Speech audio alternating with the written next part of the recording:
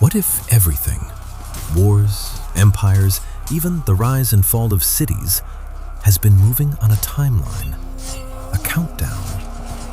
And what if that timeline was revealed over 2,500 years ago, not to a king, not to an army, but to a man praying alone?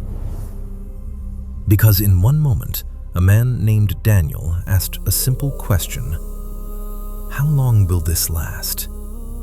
And the answer he received was not just about his time. It was about all of history.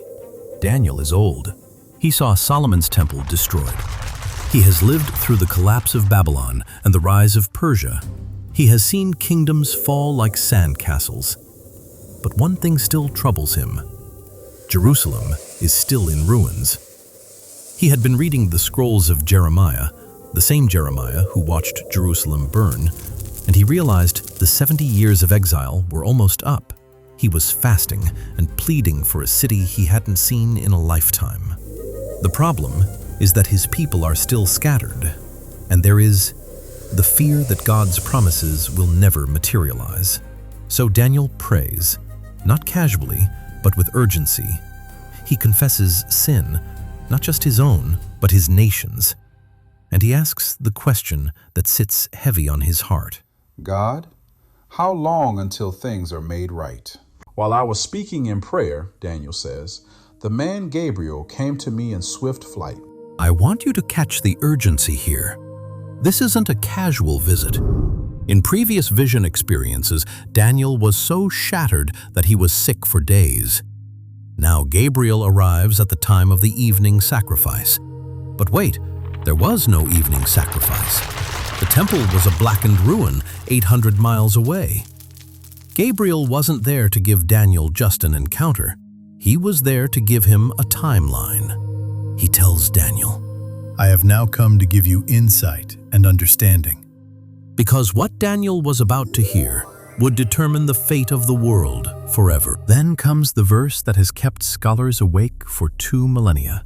The angel said, 70 weeks are decreed about your people and your holy city. In Hebrew, this is literally 70 sevens. Not 70 days, but 70 blocks of 7 years. 490 years. Gabriel lays out a 6-fold mission statement, the to-do list for humanity. These 490 years are designed to finish the transgression, put an end to sin, atone for wickedness, bring in everlasting righteousness, seal up vision and prophecy, anoint the most holy place. History isn't drifting, it is moving toward a goal. But the question is, when does this countdown begin? The starting point. The moment a command is given to rebuild Jerusalem. That's when the clock starts ticking. Gabriel breaks the 490 years into 3 specific phases. The first 49 years, or 7 weeks, will be the rebuilding of Jerusalem. But these will be in times of trouble. This is the era of Nehemiah, building with a shovel in one hand and a sword in the other. The next 434 years, or 62 week, is a long silence. During this times, empires rise and fall. The Persians, the Greeks, the Seleucids, and then the Romans. And then, the math hits a brick wall. Then Gabriel tells Daniel, After the 62 weeks, the Anointed One, the Messiah, will be put to death and will have nothing. Stop right there. The Hebrew word means to be cut off. It's the word used for a covenant sacrifice. The Messiah arrives exactly on schedule, and his reward? Execution. He is cut off and has nothing. No kingdom, no throne, no crown. But the prophecy doesn't end with a funeral. It ends with a flood of destruction. The angel says, The people of the prince who is to come will destroy the city and the sanctuary. Gabriel, the angel, is looking past the cross to 70 AD. He sees the Roman legions of Titus surrounding the same walls we saw burn in 586 BC. The people of the prince are coming to finish what Nebuchadnezzar started. But there is 1 week left, the 70th week, a final 7-year period where a prince makes a firm covenant with many, only to break it in the middle of the week by stopping the sacrifice and setting up an abomination that causes desolation. Daniel asked, "How long?" But what he received was much bigger. He was shown that history itself is moving somewhere. Not wandering, not spiraling, moving. 2 powerful lessons emerge from this. History is not random, it's directed.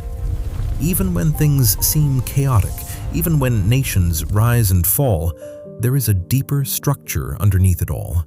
A timeline, a purpose, which forces us to ask, if history is moving somewhere, where are we now?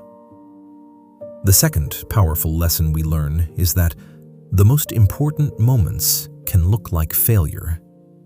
The Anointed One came, and instead of being celebrated, he was cut off. The moment that mattered most looked like loss, which raises a serious question. If something that important could be missed once, could it be missed again? So why does this matter to us today? Because the last week of Daniel's prophecy has not been fulfilled yet. It is still to come. In 586 BC, the people thought the temple was their security. In Daniel 9, God shows that he has a plan and a purpose. History is not arbitrary, it is going somewhere, leading to someone. God doesn't just rule over space, he rules over the seconds, the minutes, and the centuries. Until that timeline reaches the end, a conclusion that is not random, but planned.